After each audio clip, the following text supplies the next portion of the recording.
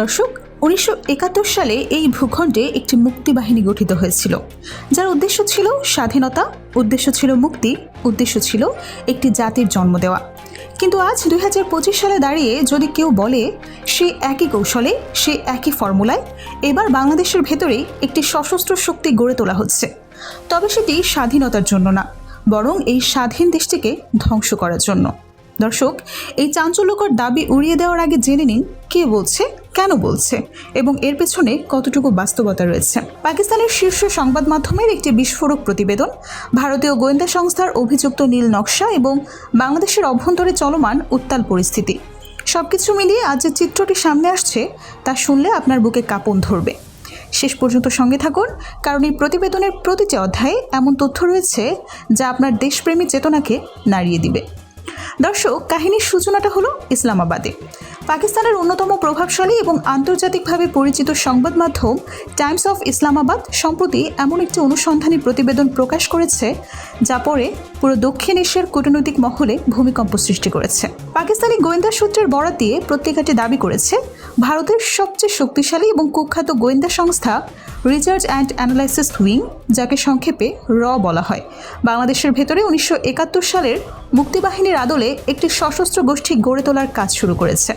দর্শক, শব্দগুলো একটু ভেবে দেখুন। মুক্তিবাহিনীর আদলে 1971 সালে মুক্তিবাহিনী গঠিত হয়েছিল একটি পরাধীন জাতিকে মুক্ত করতে, কিন্তু এবার দাবি করা হচ্ছে সেই একই কৌশল ব্যবহার করা হচ্ছে একটি স্বাধীন সার্বভৌম দেশকে ভেতর থেকে ভেঙে ফেলতে। পার্থক্যটা আকাশ পাতাল। প্রতিবেদন অনুযায়ী এই পরিকল্পনার দুটো মূল স্তম্ভ রয়েছে। প্রথম স্তম্ভ, নিষিদ্ধ ঘোষিত রাজনৈতিক দলের অবশিষ্ট অনুগত এবং পূর্বতন ক্ষমতাসীন সরকারের সমর্থকদের ব্যবহার করে দেশে উপদলীয় সংঘাত ও গৃহযুদ্ধের পরিবেশ তৈরি করা। দ্বিতীয় স্তম্ভ, দেশের শিক্ষিত কিন্তু কর্মহীন তরুণ সমাজকে চরম পন্থার দিকে ঠেলে দেওয়া এবং আন্তর্জাতিক সন্ত্রাসবাদী নেটওয়ার্কের সাথে তাদের সংযুক্ত করা। উদ্দেশ্য, বিশ্ব দরবারে বাংলাদেশকে একটি ব্যর্থ রাষ্ট্র এবং জঙ্গিবাদের উর্বর ভূমি হিসেবে চিত্রিত করা, যাতে আন্তর্জাতিক হস্তক্ষেপের দরজা খুলে যায়। এই পুরো ঘটনা প্রবাহকে বুঝতে হলে আমাদের ফিরে যেতে হবে সেই কাল রাত্রে, যেদিন ঢাকার বুকে হেলমেট মুখ ঢাকা বন্দুকধারীদের গুলিতে লুটিয়ে পড়েছিলেন একজন মানুষ, যিনি 2024 সালের গণজাগরণের অন্যতম কণ্ঠস্বর ছিলেন। শরীফ ওসমান হাদি, ইনকিলাব মঞ্চের মুখপাত্র, সেই শক্তিশালী প্ল্যাটফর্মের প্রতিনিধি যা গত বছরের গণ অভ্যুত্থানে সামনের সারি থেকে নেতৃত্ব দিয়েছিল। গত 12ই ডিসেম্বর ঢাকায় তাকে গুলি করা হয়। 6 দিন সিঙ্গাপুরে জীবন মৃত্যুর সন্ধিক্ষণে লড়াই করে 18ই ডিসেম্বর তিনি শেষ নিঃশ্বাস ত্যাগ করেন। একজন মানুষের মৃত্যু, কিন্তু এই মৃত্যু শুধু একটি পরিবারের ক্ষতি না, এটা ছিল পুরো দেশের বুকে একটি জ্বলন্ত আঙ্গারের মতো। এই মৃত্যু দেশকে এমন এক দিকে ঠেলে দিল যেদিকে হয়তো কেউ যেতেই চায়নি, কিন্তু কেউ কেউ হয়তো চেয়েছিল। হাদির মৃত্যুর পর যা ঘটল তা বাংলাদেশের সাম্প্রতিক ইতিহাসে নজিরবিহীন। রাজধানী থেকে মফস্বল সর্বোচ্চ বিক্ষোভের আগুন। ক্ষুব্ধ জনতা প্রথম আলো এবং ডেইলি স্টারের মতো দেশের শীর্ষ সংবাদ মাধ্যমের কার্যালয়ে অগ্নিসংযোগ দিল। অভিযোগ, এই প্রতিষ্ঠানগুলো ভারতের স্বার্থে কাজ করে, এমনকি ছায়ানটেও আক্রমণ হলো। কিন্তু প্রশ্ন হচ্ছে, এই সমস্ত ঘটনা কি স্বতঃস্ফূর্ত জনরোষ নাকি পরিকল্পিতভাবে পরিচালিত বিশৃঙ্খলা? টাইমস অফ ইসলামাবাদ বলছে দ্বিতীয়টি। এর চূড়ান্ত লক্ষ্য, আন্তর্জাতিক সম্প্রদায়ের কাছে বাংলাদেশকে একটি ফেইল্ড স্টেট এবং টেরোরিস্ট হ্যাভেন হিসেবে উপস্থাপন করা। এবার আসুন প্রশ্নের গভীরে যাই। ভারত কেন এমন ঝুঁকিপূর্ণ পথে পা বাড়াবে? তাদের কি এমন হারানোর ভয় যে একটি প্রতিবেশী দেশে গৃহযুদ্ধের পরিস্থিতি তৈরি করতেও তারা পিছুপা হবে না? উত্তরটা লুকিয়ে আছে গত 1.5 দশকের ভূরাজনৈতিক ইতিহাসে। শেখ হাসিনার দীর্ঘ শাসনকালে ভারত বাংলাদেশে যে কৌশলগত সুবিধা ভোগ করেছে সেটা ছিল অভূতপূর্ব। ট্রানজিট সুবিধা, নিরাপত্তা সহযোগিতা, ব্যবসায়িক সুবিধা, কূটনৈতিক সমর্থন, সব কিছু মিলিয়ে বাংলাদেশ ছিল ভারতের জন্য একটি নিশ্চিত মিত্র এবং কৌশলগত সম্পদ। নয়াদিল্লির কাছে বাংলাদেশ ছিল সেই নির্ভরযোগ্য প্রতিবেশী যাকে নিয়ে কোনো চিন্তাই করতে হতো না। কিন্তু 2024 সালের গণ অভ্যুত্থানে হাসিনা সরকারের পতনের পর পুরো সমীকরণ উল্টে যায়।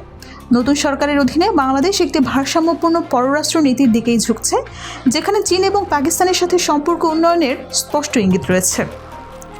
ভারতের সংসদে সরাসরি বলা হয়েছে, বাংলাদেশের বর্তমান পরিস্থিতি 1971 সালের পর ভারতের জন্য সবচেয়ে বড় কৌশলগত সংকট। দর্শক, যখন একটি দেশের সংসদে অন্য একটি স্বাধীন দেশকে নিয়ে এভাবে আলোচনা হয় তখন বুঝতে হবে পরিস্থিতি কতটা গুরুতর। ভারতের আশঙ্কা হলো বাংলাদেশ যদি চীন পাকিস্তান অক্ষের দিকে ঝুঁকে পড়ে তাহলে ভারতের পূর্বাঞ্চলীয় নিরাপত্তা কাঠামো মুখ থুবড়ে পড়বে। সেভেন সিস্টার্স রাজ্যগুলোর সংযোগ বিচ্ছিন্ন হয়ে যাবে। আর এই ভয় থেকেই অনেক বিশ্লেষক মনে করছেন ভারত বাংলাদেশকে অস্থিতিশীল করার পথ বেছে নিতে পারে। দেশের রাজনৈতিক অঙ্গন বিভক্ত, মতাদর্শিক দ্বন্দ্ব চরমে। হাদি হত্যাকাণ্ডের পর যে বিক্ষোভ ছড়িয়ে পড়েছে তা স্বাভাবিক জনরোষ হতে পারে, কিন্তু সেই রোষকে যদি কেউ পরিকল্পিতভাবে ইন্ধন দিয়ে থাকে। দর্শক, যখন একটি দেশের সাংস্কৃতিক প্রতিষ্ঠান আক্রান্ত হয়, যখন সংবাদ মাধ্যমের কার্যালয়ে আগুন দেওয়া হয়, তখন বিশ্ব সেই দেশের দিকে সহানুভূতির দিকে তাকায় না, সন্দেহের চোখে তাকায়। বাস্তবতা হলো বাংলাদেশ এই মুহূর্তে আন্তর্জাতিক ভূ রাজনীতির এক জটিল দাবাবোর্ডের কেন্দ্রে দাঁড়িয়ে আছে। পূর্ব মিয়ানমার সীমান্তে সামরিক উত্তেজনা। এত চাপের মুখে একটি ছোট্ট দেশের পক্ষে টিকে থাকা সহজ না, কিন্তু ইতিহাস সাক্ষী এই জাতি আগেও অসম্ভবকে একদম সম্ভব করে তুলেছে। কিন্তু এবার চ্যালেঞ্জটা ভিন্ন। এবার শত্রু বাহিরে নয়, ভেতরেও আছে।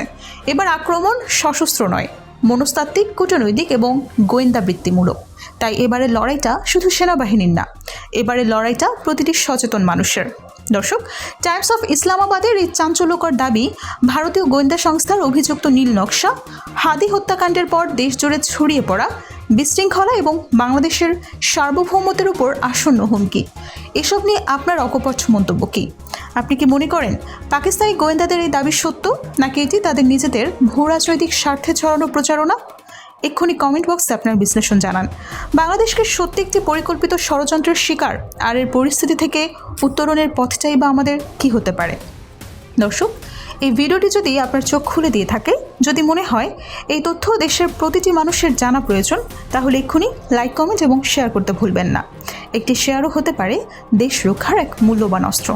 আমাদের চ্যানেলটি সাবস্ক্রাইব করে পাশে থাকা বেল আইকনটিতে ক্লিক করে রাখুন, যেন দেশের নিরাপত্তা সংক্রান্ত প্রতিটি গুরুত্বপূর্ণ আপডেট সবার আগে পৌঁছে যায় আপনার কাছে। দর্শক, ভালো থাকুন। বাংলাদেশ ভালো থাকুক, আর সাথে থাকুক এই দেশের মাটির প্রতিটি মানুষ। সঙ্গে থাকার জন্য অসংখ্য ধন্যবাদ জানিয়ে আজকের মতো বিদায় নিচ্ছি।